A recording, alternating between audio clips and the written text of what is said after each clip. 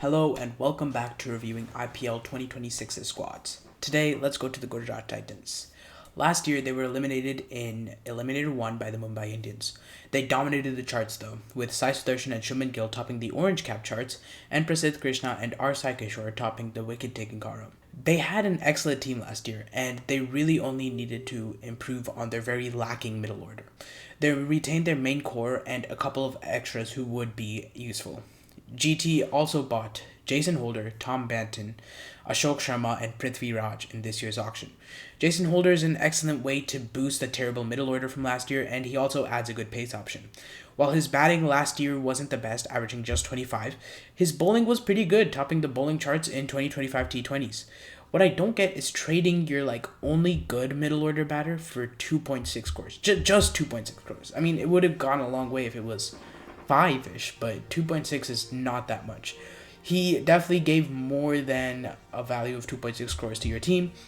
And if you put him in this right position, maybe even at probably at number 6 instead of number 4, then he probably could have done a lot better for your team.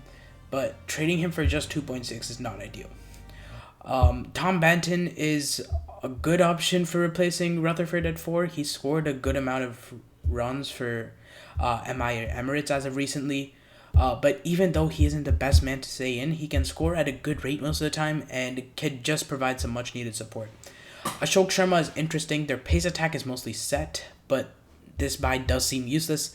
And he's not really that bad of a bowler though, averaging 15.6 in 10 T20 matches while going around the low 9s and striking around 10. Again, he's probably going to be played in a bunch of dead rubber matches if he plays at all. Prithvi Raj is probably in the same position as Ashok Sharma, but he does have excellent stats in T20 cricket, averaging 22 while going at 8.9, and he's also relatively consistent. He also does have that left arm angle that GT is missing in their pace attack, so him playing some games might be worth it. Overall, the team stays mostly the same, with maybe a little more firepower in the middle if they decide to play Jason Holder. I don't think they should play Jason Holder. Maybe on some bowling-oriented pitches, maybe like Chepauk. If they can play Jason Holder, they could play him instead of Glenn Phillips, probably instead of Glenn Phillips, or probably maybe even instead of Rashid Khan. But that would be a bad idea, Chepauk.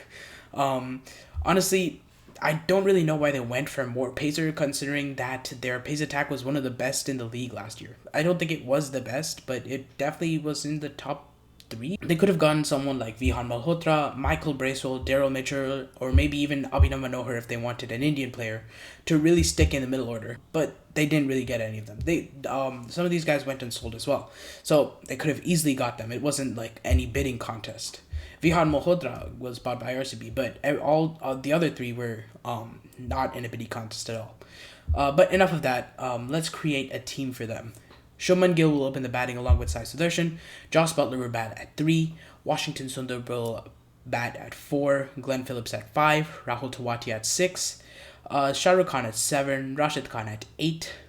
Kagiso Rabada at 9. R. Sai Kishore at 10.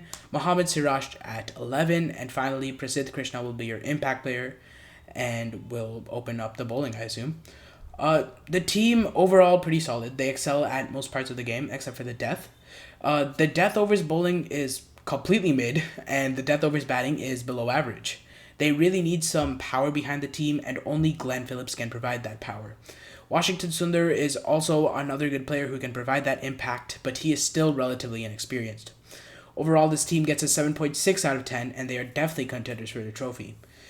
I'm sorry this video is so short. I had a bunch of other work this week. I would have written the script way longer if I could. But there is another video on my gaming channel if you want to watch that. But I'll see you guys later. Bye.